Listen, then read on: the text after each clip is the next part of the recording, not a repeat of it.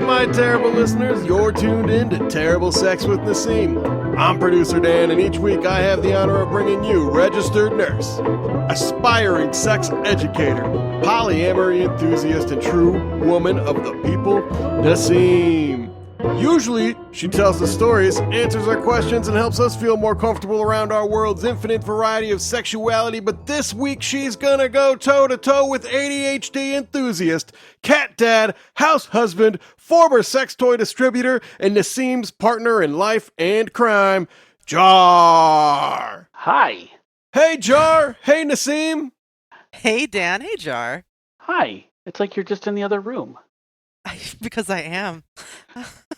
I'm sorry for leaving you in the bedroom by yourself. I know. If you'll pay for it later.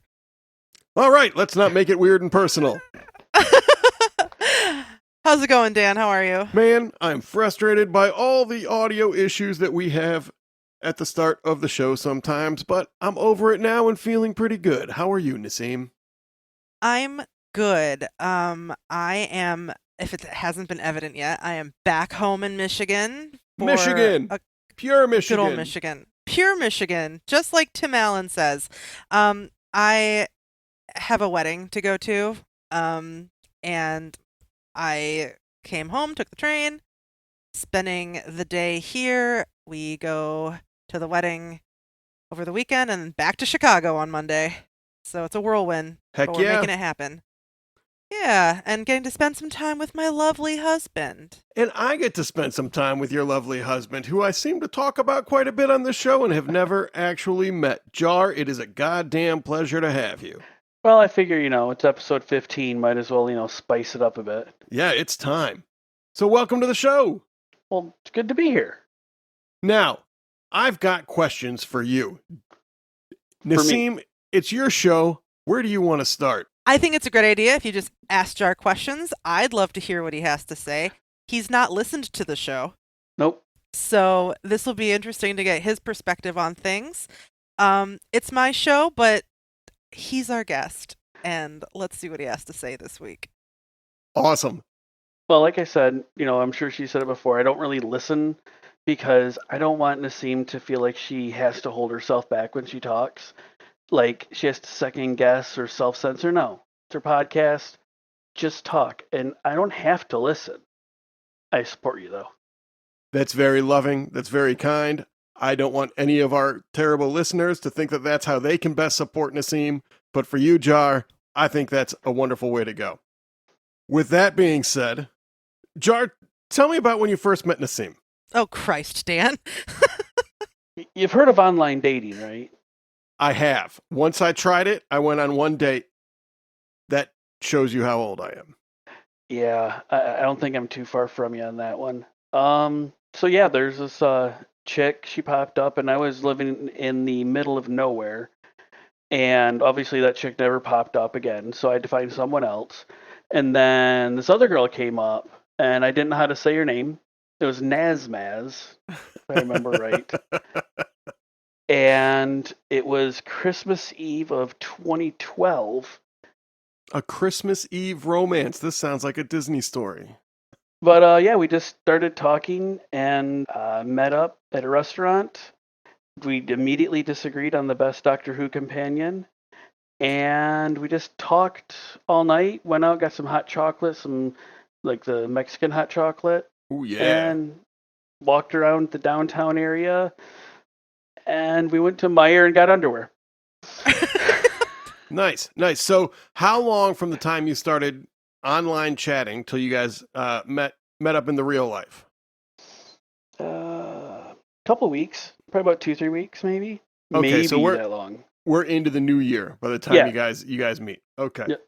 And when you say walking around the downtown, Mm-hmm. what downtown are we referencing here?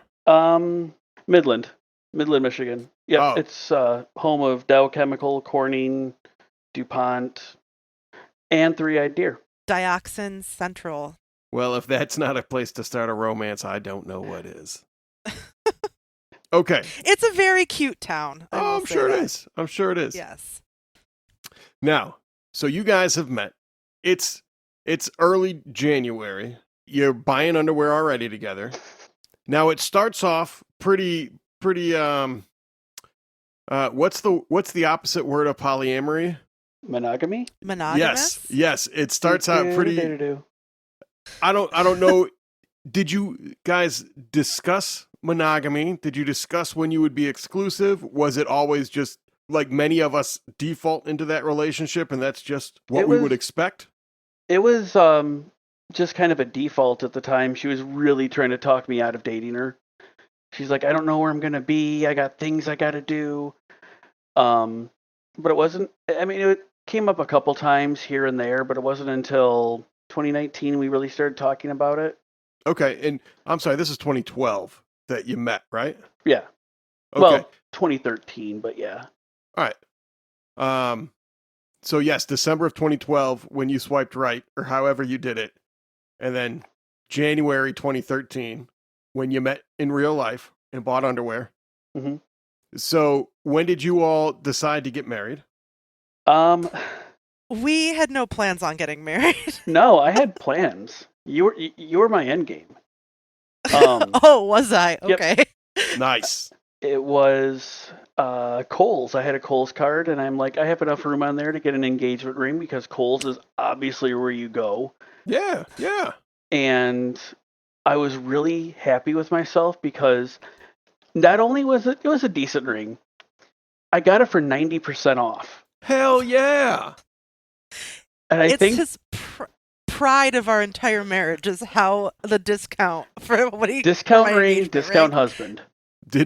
Stop it. Did you have like the Kohl's cash to use with that? Because we're always getting the Kohl's cash. I didn't have the Kohl's cash at the time. So this was just straight up 90% off deal. Yeah, it was a really good deal. Clearly. It's a nice ring. Are you wearing it? Can you flash the camera, Naseem? Yeah, Yeah, looks like a real ring to me. it's a real ring. I don't know what he's talking about. It's lovely. I love it. All right. So. And what year was that you bought the ring from the Kohl's? Well, we got 2013. Engaged. Was it the end of 2014? No, 2014 is when we got engaged. I don't know, it's a blur. All right, so the next year, and then how long till you got married? The following year and a half-ish. And monogamy the whole way, right? That's always the plan while you were getting married, and then you got married in 2015, 2016? Halloween 2015. Nice. So, you get married on Halloween, and I'm sorry, I didn't let you answer. Monogamous was the plan when you got married. Is that correct? It just was. It was the the default. Yep. Cool. So, tell me what builds up to polyamory. What's happening? How long did that take? Tell me a little bit about that process, please. It kind of started for me in a place of I'd been cheated on a couple times. I just got to the point of, you know what? If it's not monogamous, it's not cheating. And it's kind of like the safe mode. Like, you can't shoot me in the foot if I've already cut my foot off. And I've had some poly friends.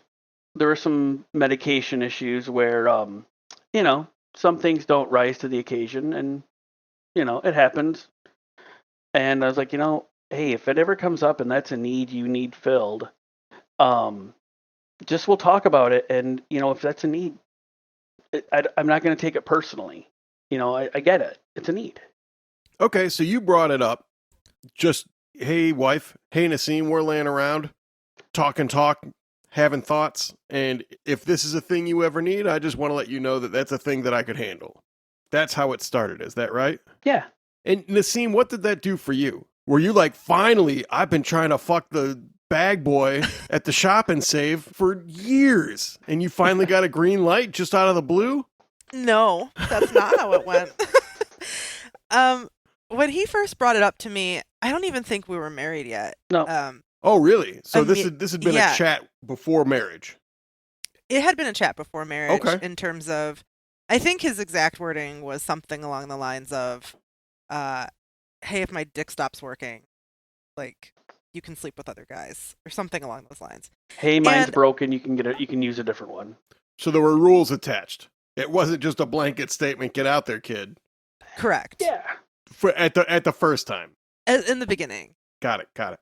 And I initially thought he was nuts. And that there was no way I was going to sleep with anyone else. I have been so seated in monogamy and couldn't fathom being with another person. And I thought, your dick's not broken. Sex isn't all our relationship is. And I was very resistant to it at first. And I just sort of put it in the back of my mind and didn't think about it. Got it. So you're married. How long until you guys decided to dip your toes further in the water into polyamory, Jar? It was, man, April 2020 was just a very busy month for a lot of people. It was Yeah. that with the nursing degree, finishing it, and staying home all the time. Oh, so this started at like the top of the pandemic? Basically.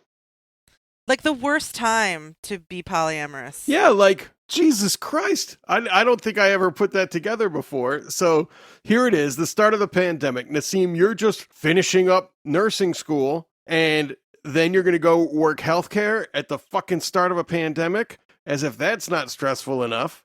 Let's try to like do things to our marriage when we're not supposed to be around anyone else. Well, I mean, that's the perfect time to do it. Yeah. What the fuck? We were talking about it, but I hadn't done anything. Like we hadn't actually pursued anybody until later in 2020. There was a lot going on.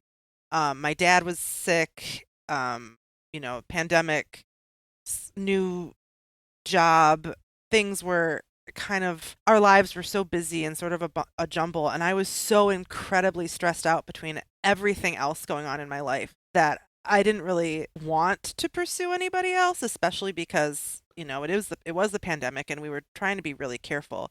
But with all of those stressors, I had to get some of that out somehow, right? Yeah. I think it was, June or July before you went on your first date?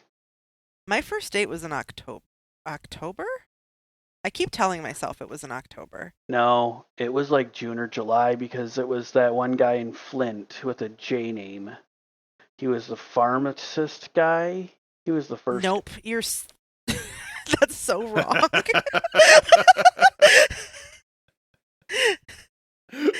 You're mixing up like 3 different people.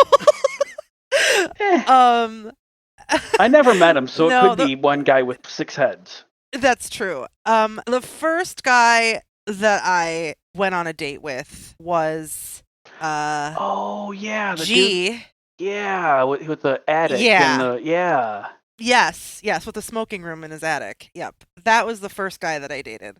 And he was the one, Dan, that I told you slapped me on the pussy. That guy. Oh, yeah. He was the first guy that I ever dated. He awakened some things in you. Something like that. So, and I think that was in the fall. So it was later. It wasn't at the height of everything, like at the beginning. Was it irresponsible? Probably, but I don't know. I don't have anything positive to say about that. Like was it the smartest move? Probably not. But you take your risks and do the best that you can. Just like any kind of sexual act, right? You get information about people's like risk factors, their contact. What are you going on about? This guy who slapped you around on your genitalia? Yeah. Is that all right? It's fine. We've heard that story. I got more questions for John. No, Okay. oh, Jesus Christ. I had a point, but all right. okay. Well, go ahead. Make your point. My point is like we all make our decisions based off of like the information we have in front of us, whether it's sexual in nature or whether it's going on a date with someone during a pandemic. We have our information and we make our decisions and we be as responsible as we can be. Thank you. That's all. Thank you. That was a very nice point. Okay, Jar. Yes. I'm getting scathing. I feel like I'm being tag teamed in the worst possible way. All right. Okay, Dan, continue your questions. So This is going to be an editing nightmare. So Jar. Naseem's going on a pandemic date with some guy with a smoking attic. And you're saying, all right, honey, get dressed up. go out on a date. I'll be here at home with the cat. Tell me about that. What was that like for you? Because I think that's where it gets really scary for people. The first time, it's it's weird. It's freaking weird. There's no other way of putting it. Yeah. I had my worries, but I'm like, you know what? If it doesn't work out, we talked about it. Hey, give it a shot. And then maybe I could like tuck one in the back corner I could pull out later, but that never really happened. So what are you going to tuck in the back corner? Well, if she had her one date with a guy, I might be able to get one date with a girl later. Got it. Got a little tit for tat in that situation. More tats, less tits. Touche. I mean, how long was the date? Several hours? Was it overnight? The first one was a few hours. Okay. And you just hung out at home? Yeah, that's what I do. I'm really good at that. All right. I mean, you said it was a little scary at first or a little weird. Mm-hmm. Like, where was the nervousness level? Like, on a scale of 1 to 10, is 10 like ripping down the walls and going crazy and pulling out your hair? And then, like, 1 is like, I don't care at all. Where were you on that scale? I was at probably a 5 to 7, depending on what was going through my head at the time. Okay. The thing to think about with that I kept putting in my head and kept chewing on was there's no difference between when your partner is with you and with another person, because they're still your partner. They have a history or they have a present. That's just it. There's really no difference between now and 2 years ago. I think that's very insightful, and I appreciate that. And then, like, did it get easier after that? It didn't really get easy until, oh shoot, what was his name? The guy with the bass and the barbecue. Oh, him. Yeah. The guy you got the camouflage hoodie from. Oh, I know who you're talking about. It wasn't until then, because Yeah. he's like the first guy I got to know, and we kind of hit it off pretty quickly. You know, we got along pretty well after that. That's when I'm like, you know what? That's cool. And then, like, the first time it was both of us in the same time, it was like, dude, you got to get in and do this. And that was like your first threesome? Is that what you were referencing? Yeah. Nice. Naseem told us about that. It sounded pretty bro-y to me. It was kind of bro-y. I'm into that. I think that's great. It was, I mean, we didn't really high five and Eiffel. No, we did. Yeah, I heard there was high fives. Yeah, there was high fives. Before, during, and after. That's all I want. Thank you. That's what I came here to confirm. We can stop this interview right now. That's all I needed to know. But the thing that really strikes me about that when thinking back is he was really pounding away. I was afraid he was going to break something. So was I. Because, you know, you kind of look, you know, the other guy in the room, you kind of look. And yeah, he was packing a 44 and I had a 22. Half of our audience is not going to know what you're talking about. Well, the other half is laughing their ass off. Well, so he's got a big dick. You've got a medium dick. Naseem's enjoying herself. I assumed so. And then you guys high five. Yeah, like you do. I like it. I like that a lot. So here we are. Do you find it fun? Is it fun that your wife goes out on dates with other people? Are you into that? Does she bring home like sexual energy that like improves your life too? Or do you just have a happier wife and that improves your life? The happier wife is definitely one, but she did bring home more than just a feeling of goodwill. She brought home leftovers from the restaurant they went to, and I got to eat the leftovers. So she's happier. You're fuller of delicious meals that you didn't have to pay for. I'm full. She's full. It's all fine. Now you go on some dates as well, right? Outside of your marriage? There have been the whole time 3 women. Okay.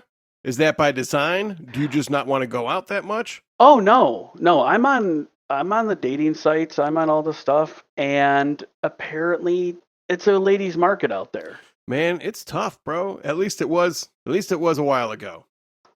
Yeah, I mean I've been out of the market for a minute.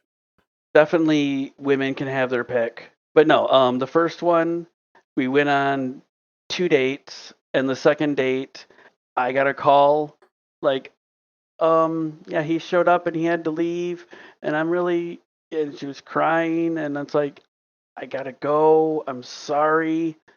And she's like, well, if I can't be your number one person, I just can't. And that was pretty much it right there. She wanted to be the primary, and I'm sorry, you can't. The next one was months later, also a LPN, Man, healthcare. Jar's got a thing for nurses. and Derby Girls. Nothing wrong with that. And she was fun to hang out with, but once that one time happened, it just shot right down. We saw each other like once after that, and that was it. And then this last time was a different situation that Naseem isn't really too keen on, but that's neither here nor there. That's not. We don't have to work it out here, guys. Listen, I do want to kind of touch on what you were talking about, Jar, about that first woman that you were seeing. Not my proudest moment. Still early on in our poly journey. Let me set this up for you. So, to give Dan and the listeners some background, Jar and I each had dates with separate people on the same night. My guy was coming to our house, and Jar went out to his lady friend's place. Well, my guy came over and then got sick while he was here, and then Damn ceviche. yeah, he had some bad ceviche. Yeah, you gotta watch out for that Michigan ceviche. And then he got sick, and then he left, and I was feeling very lonely and very insecure and sad, and I knew Jar was on this date, and I called him crying because I was just lonely and sad, and Jar is my best friend and confidant in the world, and who else do I call but my best friend and confidant, right? When I'm upset. So I called him and I ruined his date, and he left the woman that he was seeing to come back home to see me, and that was not cool. In retrospect, that was a major lesson that I learned, because that negatively impacted that woman, and it was, again, early in our poly journey. I was not as educated as I am now about relationships. I wasn't as secure as I am now, and I regret that, and I shouldn't have done that. But again, she did ultimately wanted to be Jar's number one person, which wasn't going to work for our relationship. So ultimately it was a good thing, but I do still feel bad about that night. I brought you home pizza, though. You did bring home pizza. I won that night. I ended up winning that night. Well, I mean, I think that's nice to reflect on, and you're going through a lot together. You're learning a lot about what works and what doesn't, and how you react to certain things. I think I imagine you have to make room for each other to not react perfectly, especially as you're starting out with this kind of stuff. Is that right? Yeah, I think so. Yeah, I mean, it's when you're doing the poly thing, you really have more intention with your primary, because that's the person you want to be with. I always hesitate to use the term primary, because polyamory, in essence, is you have multiple meaningful relationships, right? In many ways, and the way that a lot of people practice polyamory is they are with multiple people and they have long-lasting relationships with multiple people. Is that how our practice operates? No. So I don't want to give the impression that the way that we do things is the only way or the correct way, because a lot of people would look at how we practice polyamory and say that it's toxic or incorrect or whatever. I think those people are a little fucking judgy. They are. They really are. Because one thing both Naseem and I have in common, or our levels, would be we don't want to have 5 days of 5 different people. We just don't have the brain space for that. So it's more like the home team and the away team. I can get with that. Yeah. When you have multiple partners or you add on people, it's a lot of, like you said, it's a lot of brain space. We call that being polysaturated, when you just have nothing else to give to anybody else. Because then also, how do you if you have so many partners, it's really hard to be fully present for any of one of them. them. Sure. Yeah, that makes sense. Now, we're pretty well caught up to present day. Jar, what does the public need to know about Naseem? Man, we should have talked about this before recording. Well, she is as awesome in person as she is on this. You've never even listened to this, Jar? I've been listening this whole time we've been recording. I haven't said anything. No, she is that boisterous. She is that much of a people person, but she snores. Man, Jar, we absolutely enjoyed having you. I appreciate it. And Naseem, thanks for letting me take the reins on some questions this time. It's been Absolutely. fun. I feel like I've talked way too much. But with that said, yeah, let's go on to some questions. Jar, you going to stick around and answer some with us? Oh, heck yeah. Nice. Hey, Naseem, help me, please. Me and my girlfriend, we're both 16, want to have sex, but we live with our parents and can't do it at home. Do you have any tips on how or where we can do it? Ugh. See, the thing is with modern day 16-year-olds is they don't want to drive. So the car thing is out of it. Yeah, you got to get yourself a license, man. Yeah. Yeah, having sex in a car is always a possibility. Also, if you're 16, you have to be adults, consenting people. Yes, make sure she wants to Sure. do it too. Make sure you wear protection. Make sure nobody's getting pregnant. All Check of your those state. things.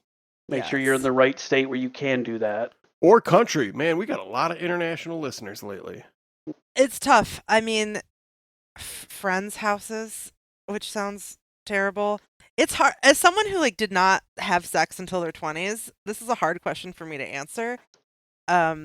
Because I don't know, where do teenagers have sex? When I was 16, it was basically my bedroom for some heavy petting, and I apologize to this person. They don't know who they are, but I apologize because I was a total manipulative asshole. We can all learn from our past. Yeah. We can all be better now. So, dude who wrote in, don't be a manipulative asshole. Yeah. Just don't do it where people are. Right. Go find some woods that are well covered. Yeah. There's a whole human history of people that have found a way to do it when they lived with their parents. Yeah, people have been doing it for a long time. A real long time. As long as there have been people. Hey, Naseem, I have uncontrollable orgasms. Okay, so I've always been hypersexual. Ever since I could remember, I would often have uncontrollable orgasms in my sleep. And I realized today that I only feel my sleep orgasms in my inner labia. First of all, why do I orgasm in my sleep when my dreams are unrelated? And second, why is it just in my labia? So what dreams? They're saying that they aren't having sexual dreams, correct? That's what I gather. There might be a hormonal thing going on, but what I'm confused by is the description of an orgasm in the inner labia. You don't orgasm in your labia. Well, you don't orgasm in your labia. I mean, that's just not how it works, though. There's sensation there. Well, she said... But the actual orgasm... They said, I realized today that I only feel my sleep orgasms in my inner labia. So they don't say that that's where they come from. They say that's where they feel them. Just there's a lot of nerves there. This is a weird question. This is a weird one. I'm struggling. I like the uncontrolled aspect of it because it's, I can't help it. I think that what's happening is there's something hormonal going on, potentially. Also, depending on this person's age too, people will have arousal, and I think she's just having wet dreams that are just maybe not necessarily having to do with the content of her dreams, and she's having a mind body disconnect of some kind. Yeah. Which can happen.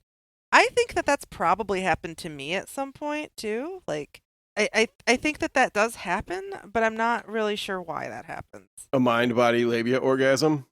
Yeah, this is one that's gonna have to go in the Naseem has to research it pile.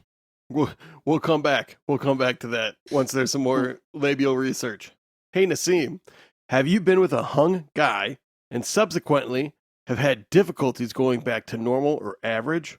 What's your preference? Yes. What's your preference?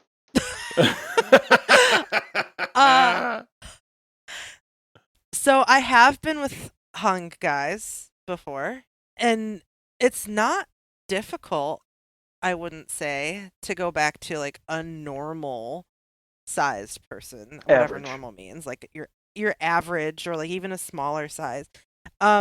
It's different because it's going to be like the friction and the pressure and just the sensation is going to be hitting in different spots, so it'll be different, but I wouldn't say that it's difficult or less pleasurable from going from a hung quote unquote hung guy to Well, an average size. what's the penis. duration between the Um, two? Yeah, Jar. Like, sorry. Like the time between one and the other? Yeah. Like, is it like 20 Well, minutes? 2 days? Because the body goes back to the baseline shape and size. correct. Yes. I will tell you that I have had sex with two guys of varying sizes in the same day and didn't have any issues. So, So it works. my preference is actually not hung. I see a big dick and they kind of scare me. So, but that's not true for everybody. You know, you can, as they say, you can find your glass slipper. There's somebody out there for you. I prefer like an average 5 to 6 incher. That's like the perfect size for me. It's manageable to suck a 5 to 6 inch dick. And also, it's not always about length, it's also girth can make a difference. Also, what can they do with it? If they're just going to Pound Town, that doesn't always do it for me. You know, can they do like sensual foreplay? Can they actually turn you on and the dick is just like extra? Or like, there's so many factors that dick size is like kind of bottom on the list of importance for me. Jar, does that work for you? I have not had too many dicks. It's only been one, and it was mine. So I really can't say. I mean, it's, Perfect. yeah. Hey, Naseem, am I a depraved pervert? During sex with my wife, we talk dirty about how she wants to get gangbanged. It's fucking hot. I come whenever she talks in detail about how she wants it. She tells me she's getting fucked already at work, in bed. I know it's dirty talk, but a part of me wants her to be acting like a slut. I don't know. It's a long story. How we met originally is so fucked. But anyway, I like the idea of her being used like a fuck toy. Why do I want my wife to be such a slut? I want to answer this one. Yeah, Don't go. Please. That's what you're here Because for. your wife is also your best friend. So you want your best friend to have really good sex. Therefore, you want your wife to have really good sex. I mean, that's a great answer. Yeah, and it's kind of fucking hot, getting all dirty talked and working everybody up.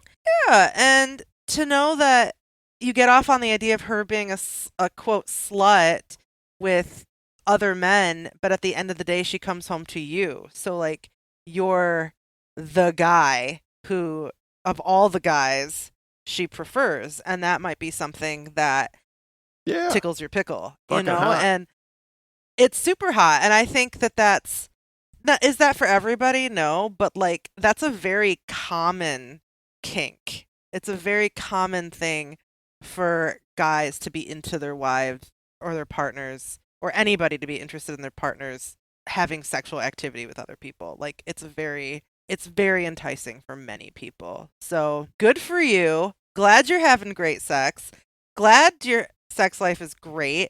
And it sounds like a very satisfying relationship. And I'm happy for you. Hey, Naseem, Do you like to get messy during sex? I mean, spit, sloppy blowjobs, mascara running, sweaty, all that stuff? I'm into it a lot. But I hear more and more girlfriends telling me about their sex lives, and it's pretty vanilla. I'm a woman, and I love all of that stuff. Do you? Hell yeah! I love getting dirty. I love it when it's sloppy. I love cum all over me. I love, like, a sloppy blowjob is like my fucking favorite, where there's like spit and slobber and like tears running down my face. I fucking love that shit. 'Cause for me, sex is a very like carnal, dirty thing. Like it's not polite. It's not this prim and proper thing. I don't know why we don't treat it for what it is, which is animalistic and dirty and raw and carnal. And I love that part of it. For me personally, like, the dirtier, the messier, the sloppier, the better. Man, I don't know that there's a better place to finish it than that, Naseem. That was pretty fucking good.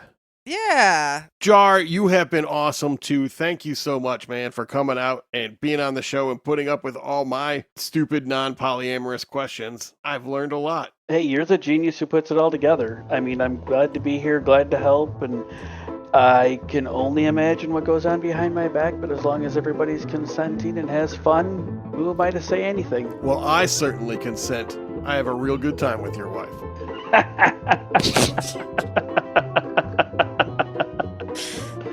And on that note, we'll see you next week.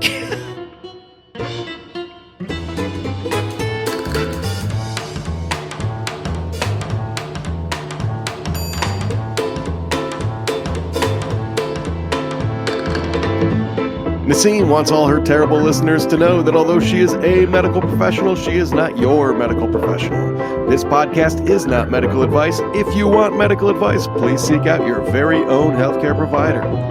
Terrible Sex with Naseem is part of the Terrible Podcast Network.